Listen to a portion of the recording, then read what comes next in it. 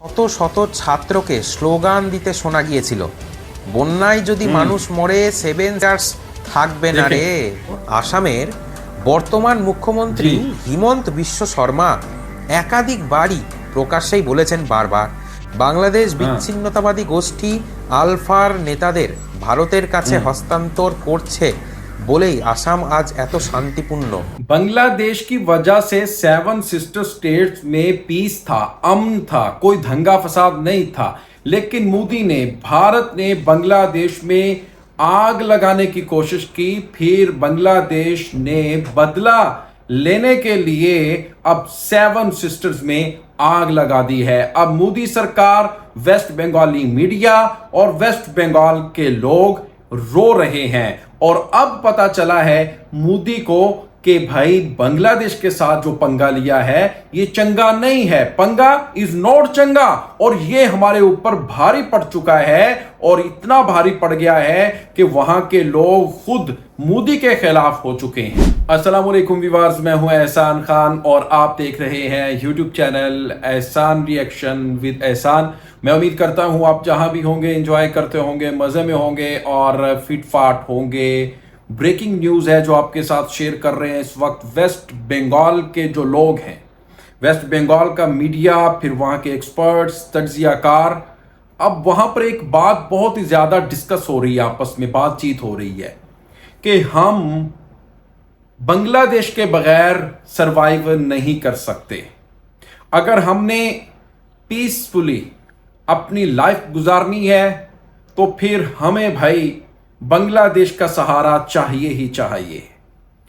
फिर नंबर 2, जो वेस्ट बंगाल का मीडिया, वहाँ के एक्सपर्ट्स, जर्नलिस्ट ये भी बात कर रहे हैं कि देखें किस तरह से मोदी ने एंटी बांग्लादेश कुछ स्टेप्स लिए, कुछ ऐसे इकदामात किए जिसकी वजह से अब जो बांग्लादेशी हैं उन्होंने आग लगाना शुरू कर दी है 7 सिस्टर्स के अंदर। मोदी ने पहले आग लगाना शुरू की, यानी पानी फ्लड बांग्लादेश में आया, किस तरह से बहुत ज़्यादा नुकसान हुआ, डैम का जो मुंह है वो ओपन किया। फिर उसके बाद बॉर्डर किलिंग कर रहा है, लोगों को मार रहा है, मासूम बच्चों को मार रहा है भारत, BSF।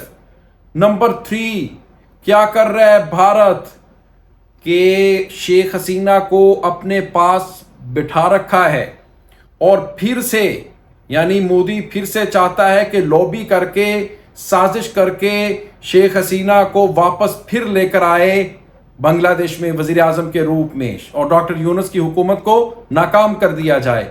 अब ये वेस्ट बंगाल के लोग कह रहे हैं कि इसका गुस्सा है बांग्लादेशियों के अंदर, और बांग्लादेश इस जो आग लगाई जा रही है बांग्लादेश में भारत की तरफ से, उसका जो बदला, उसका जो जवाब है वो अब 7 सिस्टर्स में निकल रहा है। वो कह रहे हैं कि जो असम के चीफ मिनिस्टर हैं वो कई साल पहले कहते रहे हैं, कई बार उन्होंने कह दिया है कि रात को अगर हम आराम से सोते हैं, नींद पूरी करते हैं तो किसकी वजह से करते हैं? वो कह रहे हैं कि हम बांग्लादेश की वजह से करते हैं। अगर बांग्लादेश चाहे तो 2 टुकड़े कर सकता है, अगर बांग्लादेश चाहे तो 7 सिस्टर को अपने साथ कर सकता है। ये बांग्लादेश की मेहरबानी है, और जो उनके चीफ मिनिस्टर हैं आसाम के, कई बार कह चुके हैं कि बांग्लादेश हमें सिक्योरिटी देता है, बांग्लादेश का वो कई बार शुक्रिया अदा भी कर चुके हैं। लेकिन समझ नहीं आ रही तो सिर्फ और सिर्फ अंत भक्तों के मोदी को नहीं आ रही। आइए व्यूअर्स ये वीडियो देखते हैं कैसे जो वेस्ट बंगाल मीडिया है वो भी अब कहने पर मजबूर हो गया है कि हम बांग्लादेश के बगैर नहीं रह सकते। रो रहे हैं, पीट रहे हैं मोदी को, पीट रहे हैं अपनी सरकार को, पीट रहे हैं हिंदुत्व की सोच को, पीट रहे हैं RSS के गुंडों को। आइए ये वीडियो देखते हैं। वीडियो देखने से पहले चैनल को सब्सक्राइब कर लें और बेल आइकन भी प्रेस कर दें। 3, 2, 1 एंड चू। ভারতে 7 স্টার্স বা 7 বোনের সংসারে বাংলাদেশের ভূমিকাটা অ্যাকচুয়ালি কোথায়, কি ভূমিকা, চলুন আজকের এই ভিডিওতে জেনে নিই। অনেক ভ্রান্ত ধারণা কেটে যাবে।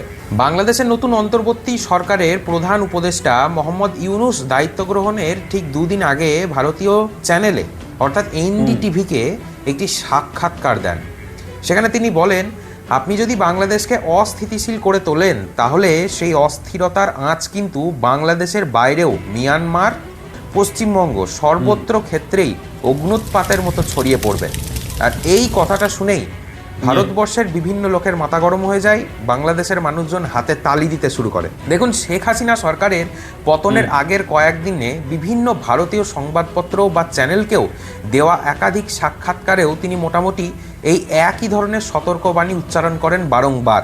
আর প্রতিবারই ভারতের উত্তর পূর্বাঞ্চলকে বোঝাতে ব্যবহার করেছিলেন এই সেপ্টার্স শব্দটি।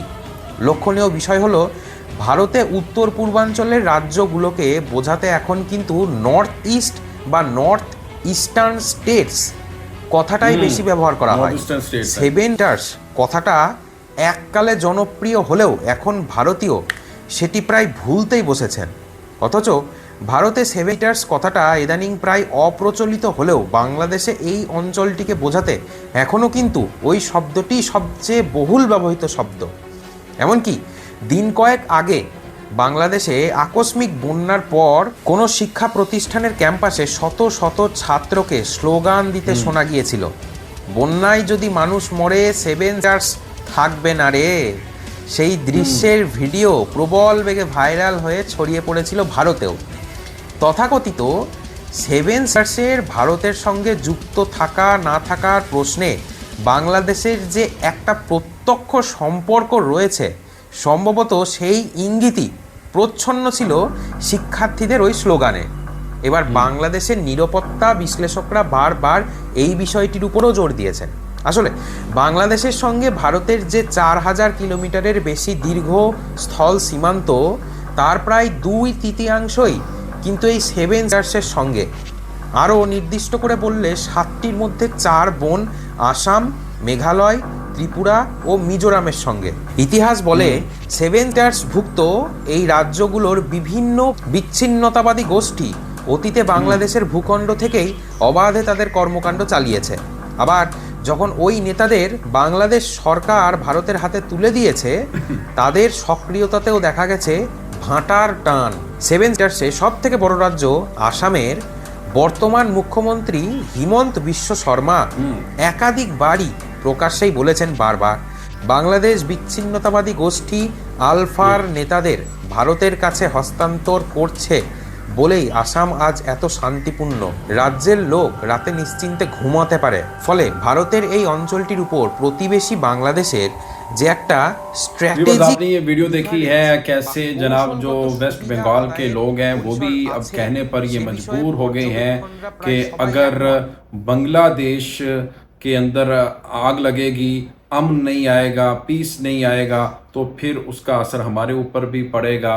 और अगर भारत बांग्लादेश के अंदर इसी तरह बांग्लादेश इसके अंदर वेस्ट बंगाल के अंदर 7 सिस्टर जो स्टेट्स हैं इसके अंदर आग लगाता है, तो फिर वो कह रहा है ये हो ही नहीं सकता कि हम भारत के साथ रह सकें।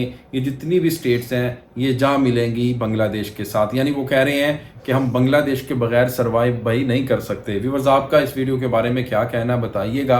मिलेंगे इंशाल्लाह नेक्स्ट वीडियो में, तब तक के लिए अल्लाह हाफिज़।